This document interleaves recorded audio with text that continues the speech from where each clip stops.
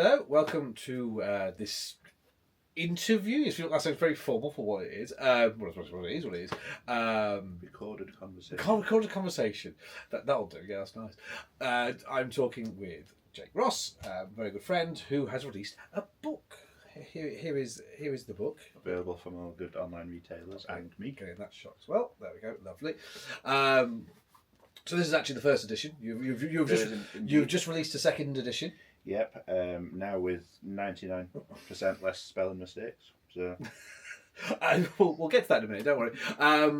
So just to quickly explain, for anyone who may have just stumbled upon this video and no idea who we are or why we're talking, this is a book about Jake's experiences within the ghostly world, with predominantly focus on the theatre that you work in. So why is there a reason for? There's a reason for releasing a second edition. So this is obviously the first one. You mentioned about spelling mistakes, which happens to the best authors. J.R.R. Tolkien's only called that because he put an extra R in his name. His name was just Jono, and he just kept writing, and just R.R.R. Tolkien came out. So it sounds a bit fancy. So just went with that. So spelling mistakes, but there's pictures in this one, but obviously they're not in the second edition. So for anyone who might not know what those pictures are, if you just want to just briefly explain. Yeah, so as mentioned already, it's predominantly my place of work that's featured in there, and the pictures in there. There's a few sort of archive pictures from past holidays, because what a lot is contained in the book is my family's experiences, my relationship with certain members of my family, that sort of thing. So there's some pictures in there that sort of give a bit of background as to who they are, but most of the images were related to the stories within. One of the wonderful things about self-publishing for the first time and having absolutely no idea about the said process, getting the good enough quality pictures that can be used in stuff that you sort of would print yourself through Kindle, was a minefield. That was an interesting process. Oh, was it? And I got this first edition, and I weren't completely happy with it. There's certain sort of elements that I thought had gone to the final thing, but didn't. And I wanted to have a version of it that I was sort of more happy with. It felt a bit more professional, so it didn't have sort of the lower resolution quality pictures, but also, as mentioned already, no smelling mistakes. No smelling mistakes. Just a bit of lavender, I suppose. No. So obviously you've written this book, but you've got a great love of writing as well, haven't you? So you've written a few other things over time. So what made you why was it so specific? This one was the one you wanted to publish because obviously you've written some other great things. I've read quite a few of the things you've written over the years. So obviously there's a real. I'm not saying there wasn't passion with the others, but obviously there was a real passion to publish this one. Is that because you felt really strongly about this one, or it was just because a lot of people were asking about it? You could see there was people there who were wanting to hear these stories. I've thought about this a lot, and I think the only thing that there's a number of reasons that are sort of supporting reasons, but I think if I was to narrow it down to one reason, it's the first thing I've ever done that is as truer. A truer rendition of my writing style, and the fact that it is told completely from my perspective. I've never written anything from my perspective before, or from the first person, if you like. All my other stuff has been from the perspective of created characters or sort of wider narratives of a group of made-up people. Whereas this is the first thing from my perspective, and I think in that it feels truer. And I think ultimately it's the work I am most proud of because of that as well. I think it's helped along by the fact that I feel like I can. It's my perspective. It's my story essentially. Obviously, there's a lot of stories that have come to me from family members, stuff that's sort of always been there in my lighter stories. I can remember, from being told from being from being a child. So those obviously aren't from my perspective, but there's a lot of sort of context in there as to when I first heard those stories and what they meant to the people closest to me as well. Yeah. So slightly autobiographical, would you say? Yeah. I mean, I definitely get that. But I've read what I've read. Unfortunately, I haven't read all of it yet. It's been a busy few months. You know, it is. I'm really enjoying it. You know, maybe it helps. Obviously, I know a lot of people you're talking about, and you know who the stories come from, and also the locations you're talking about as well. Obviously, I know. That's why I'm getting that sphere of reference, and I imagine most people who will be looking at this book will also at least be familiar with the places, if not everyone that is mentioned, at least familiar with the places. Yeah. So obviously it's a book about ghosts and spectres and you know what happens after, you know what happens next and things like that. So are you a believer? You know, let's go a bit Danny Robbins on this. You know, are you team believer or team skeptic? As mentioned, No copyright infringement is intended, yeah. Danny. No, we can talk about the Lyceum Theatre in Sheffield, which makes up part of the Sheffield Theatres complex. It really is a special place for me because it's where I've done a lot of my writing as well. Not just this, but some of the previous stuff that you've mentioned. Yeah. During some of the sort of quieter hours working on stage door. So, but yes, your question: am I a believer or a skeptic? I mentioned it in the book as well, but I am definitely open-minded but a skeptic. I want to believe, and in 99.9% of cases, I choose to believe. Yes. Well, it's not just a case of could be. In my mind, do I believe it? No. Do I choose to believe it? Yes. Okay. Yeah. It's I always say that I'm scientifically skeptic, which I think just means skeptic but with a fancy hat on. Yeah. I expect a fancy hat next time. next time something happens. Well, yeah. I mean, there are some things that have happened to me that I can't explain. It doesn't necessarily mean it is ghosts, but you know that is one explanation because we don't know what happens next. You know, I quite like stone tape theory. I think that's really interesting. For those who don't know stone tape theory, basically the interpretation I get of it is that something so emotionally charged happens in a place, in an area, and basically almost leaves scar tissue in the fabric of reality. And that's why sometimes when you go through a place, you feel an emotion, you feel, you know, either oppressed or, you know, sad, or sometimes you can go the way it can be a positive emotion as well, you know. And that's, you know, it also leads into the theory that if there are ghosts, they're not conscious of us, they're just acting out a predetermined pattern, it's almost like an echo in that respect. I quite like that theory. My sci-fi brain quite likes the idea of like reality being distorted like that. So I'm quite partial to that. Is there any sort of theories or any other so that you like? Stone tape theory is it really is a wonderful one because it encompasses it could be an explanation for so much of it, whether you are seeing something, whether you're smelling something, whether you are just experiencing something from an atmospheric perspective. On the tours that we run at the theatre, we run ghost tours as well.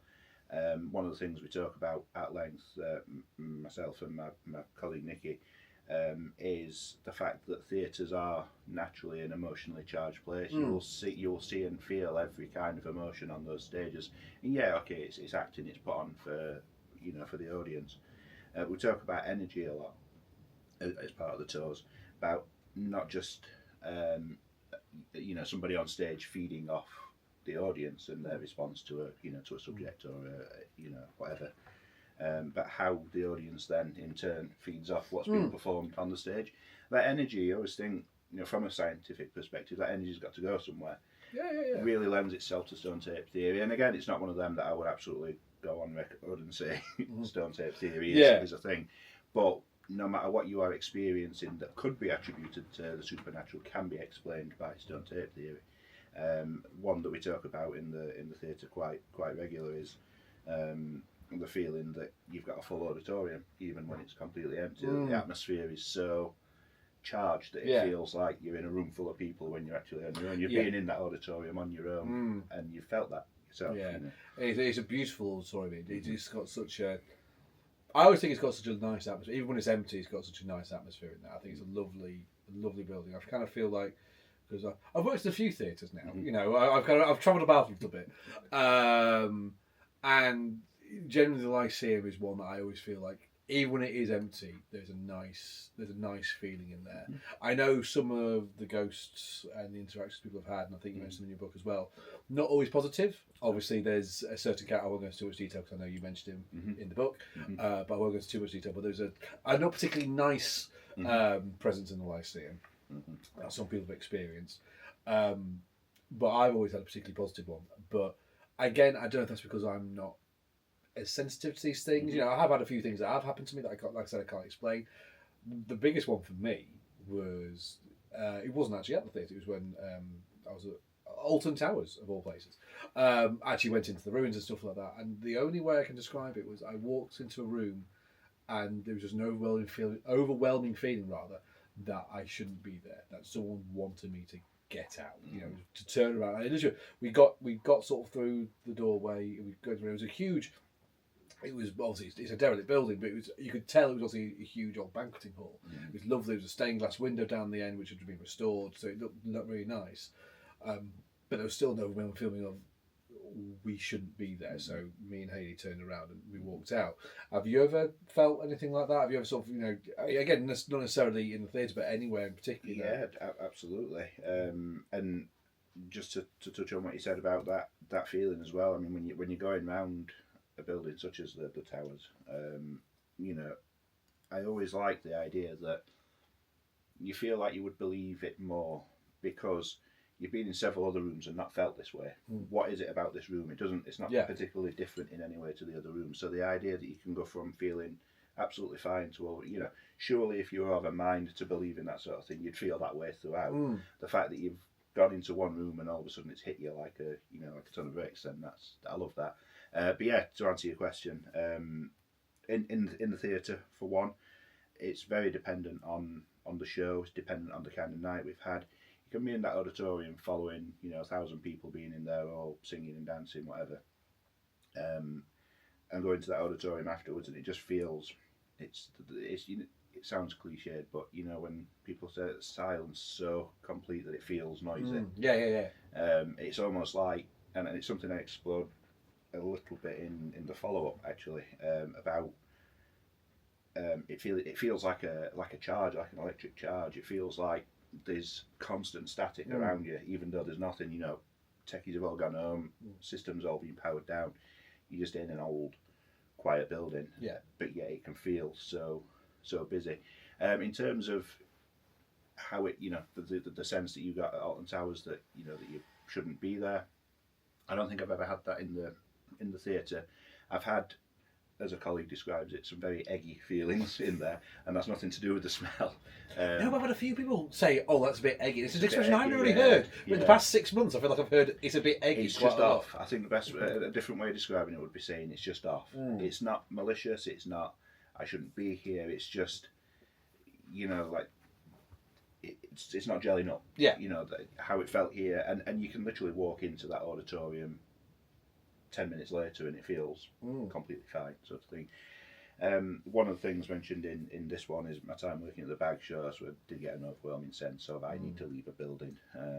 Well, just the Bag Show, though. Well, what a lovely drinking establishment. The jewel in Gleeless Valley's crown. As experiences there covered in the book that certainly gave me the impression that I needed to be outside of that building rather than where I was. Again, I would probably call it the most terrifying experience I've had personally, and it was quite early on, sort of in my working career as well. It's my first job. So, not to go into too much detail, but the scariest thing I've ever experienced on that particular night, and I had to leave the building, wait for the landlord to return home from another drinking establishment in the area. Whereupon they returned home and mercilessly mocked me for my as all landlords would, as they should. As all landlords should, yeah. Oh yeah. So obviously we talk about ghosts. So in sort of connects to the world of ghosts is also words like demons and other type of spirits. How far do you go into those sort of beliefs and things like that? Because I think that for me that's where I draw the line, like demons and sort of those type. I mean, you can have vengeful spirits, things like that, but you know, all I know is sort of like paralysis demons. You know, that's a big one that seems to come up a lot. You know, but all these other type of creatures like hellhounds and things like that. I personally don't hold much. I mean, if I'm skeptical about ghosts, I'm a full on no when it comes to that type of thing. What about you? So how far does that go for you? Yeah, I would probably say I'm in agreement. As a consumer of that kind of that facet of horror, I love it. I absolutely love the idea of demons and and hellhounds and you know, hell and an afterlife and all that sort of thing. Would I apply it to anything that I've experienced at the Lyceum or any of my other places of work? Absolutely not. No. That's not to say that, as you've mentioned already, vengeful spirits, that there's not a particularly vengeful one. Would I even call it vengeful? I don't know. I think it's interesting because I think I've talked a lot about energy and how that sort of thing since like stone tape theory. I do think this particular spirit, or whatever you want to call it, whether it's a spirit, whether it's energy, whatever, it's just going back to that idea that when something particularly emotive has happened, that's what you're sensing. You're not sensing any sort of vengeance from beyond the grave. You're just sensing the melancholy of the situation. You're sensing shame. You're sensing whatever this person did in life that that's made him this way. That's what you experience when you go into that particular room, as people have and experience those things. They're not experiencing some sort of otherworldly attack on you. You're becoming in a way that you wouldn't be because you lived in different timelines, but you're becoming witness to the things that they did in life, and that in itself can be as traumatic as it was for the people involved in the original situation. It becomes then your trauma. You take that on, and I think that's it's something I'm happy to talk about without going into too much detail about the story. But I think that's why we stopped going in there as part of the tours. We stopped taking people in there, and that's because I think there's a sense of duty of care to ourselves, going in there on a regular basis and upsetting those energies. But we've also got obviously that same duty of care to our people that come along on the tours, that pay good money to be talked at by me for an hour and a half. So we need to look after him. But now they're getting it for free. Well, exactly.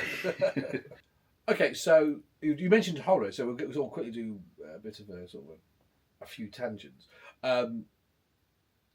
What sort of ghost? When you go to horror films, do you particularly go to ghost films, or do you more go to like what I would call gore-nos or other type of or slashers and things like that? Because as you may be aware, I'm not the biggest fan of horror. I don't know if you were aware of this. I've noticed it one or two times. But there's just something about ghosts that fascinate me, both in the real world and also in media and things like that. And I don't quite know why that is. I mean, obviously, as an aficionado of horror, Thank you. It's a good word. I do. You need to lay down now. Yeah, I'll rest after this. So, why do you think that is? Like, ghosts seem to fascinate people more, or at least I find. They seem to want people to come back to rather than as big as slasher films are. Ghost films. There always seems to be a sort of a wanting for them. There always seems to be a hunger for them. Why do you think that is? Yeah, I mean, it's the reason why I am drawn to those films as a. It's different because it depends what I want out of a horror film. Because I love, I don't, I wouldn't put it up there as my favourite category, but I do enjoy a zombie film. I do enjoy, as you call them, the Gonos, or Terrifier films. I think are they're outrageously good fun, but they're not scary. They're not in any way unsettling. Maybe some bits. I don't know. The few seconds I have seen, I was particularly unsettled. But yeah, going back to ghost films, that I think I'm easily scared myself when it comes to supernatural films, and I love the fact that I can still get scared at a ghost film. So if I want something that's going to unsettle me and is going to make me feel that, being back to sort of however old I was when I first watched The Woman in Black, the 1989, the BBC series one. I always call okay, so we watched Psycho around that same time, and Halloween and Night of the Living Dead, and they all had that sort of visceral effect on me. I lost sleep over all those, but I'll always refer to the 1989 Woman in Black as like the focal point of that. When I want to be made to feel like that sort of 7-8-year-old kid again, absolutely terrified of that particular scene in that. That's what I look for in a film. So I want that sort of thing. As a tangent, as a side note, when we talk about slashers, I watched Strangers Chapter 2 last night. And it is without a doubt one of the worst films I've ever seen. One of the worst horror films I've ever seen. Is that the one where they just knock on the door and then they torture them? Yeah. Because they were in. Torture as such. The original Strangers film, which came out I think in 2007-ish, 2006, 2007, with Liv Tyler.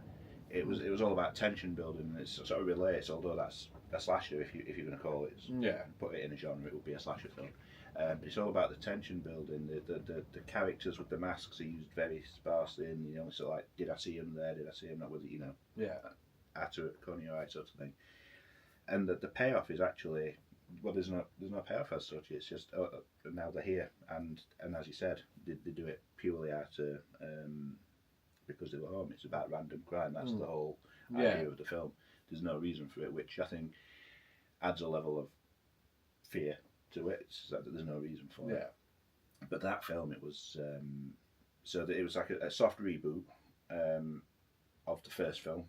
So that was Chapter 1, and it was almost like a copy of the Strangers. Chapter 2 is a continuation of that story now. Essentially a Halloween 2, because she ends up in hospital afterwards and is stuck in the hospital. But it's one cat and mouse scene after another, and it gets to the point where it loses all effect. The masks, which are creepy, are overused far too much, and then when they've run out of cat and mouse scenes, she gets attacked by a wild boar, because why not? Oh, why not? Okay, so that kind of that all segues nicely into sort of. Do you think that's why we find ghosts so scary? Because we can't see it. We even in films, there's normally that safe haven of it's daylight. It's not every time, because some filmmakers will play about with that. But for the most part, we can't see them. We know in daytime, we're safe, but at night in the shadows, that's when we can't see it, and that's what makes it scary. Do you think that's why they resonate so well with people? It will always be scary. I mean, I know your reasons for not liking the films that are overly gory aren't to do with the fact that it scares you. You don't find it entertaining. It's just it's disgusting and it's unnecessary. Like for example, the idea of Saw, I find really interesting, especially the first couple. I find really interesting, but then obviously when it just devolves into what's the most graphic way we can tear this person apart, that's when I've lost interest. And I mean, it goes down to it's a cliche, but fear of the unknown, isn't it? And even if it is daylight, you could still be experiencing something highly supernatural, but also completely hidden to the human eye or whatever. So I think that is absolutely, it's certainly why I would keep going back to do, and obviously a lot of what we've experienced in the theatres, it's not knowing. It's the not knowing is always the scariest, and you apply that to every single situation in life. The not knowing is the bit that's scary. And while ever you can't say for definite that noise you heard was, I remember a crew that's got lost on the way out, for example. It does happen. It does happen, Or whether it's, a poltergeist. While ever you don't know what that is, it will always be, your mind will always go to that place. And I think that's, and I'm always going to allow my mind to go to that place because I choose to. So we'll quickly wrap this up. So obviously, this is the first edition that I have here. A signed first edition I have here. Invaluable.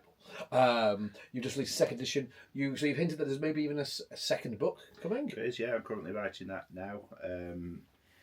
You'll notice when you get through to the end of this one that you're not actually mentioned at all in the book as my closest friend for.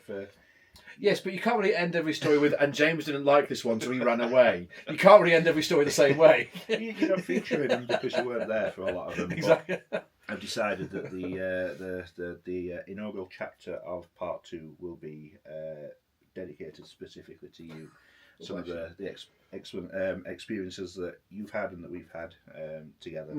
Yeah, we've had a few. Purely supernatural, of course. But yeah. Those experiences. Yes, of course, yeah. But yeah, I'm writing that now.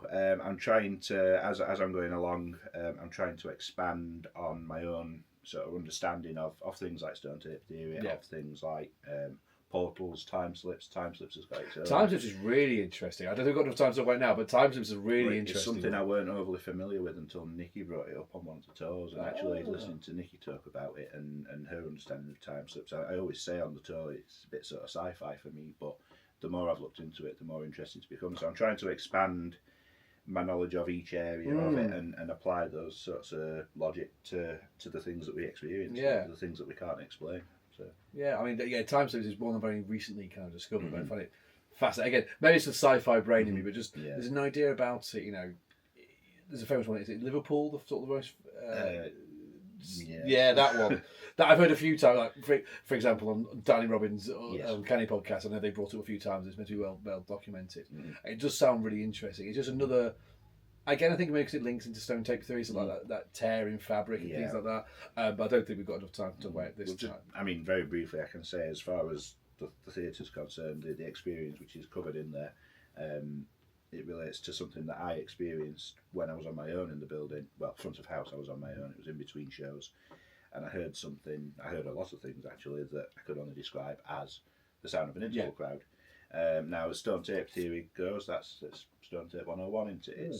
It's hearing the sounds of a theatre from years gone by, a interval audience from years gone by. But then Nikki always takes that a step further and says, what if there were people in that audience wandering by that table where you were sat and saw this, she always calls this strange individual. I was like, thanks for that, yeah. She's not wrong. She's not wrong. This strange individual sat eating food at a McDonald's bag, looking, what's a McDonald's back in sort of 1800s, you know. But yeah,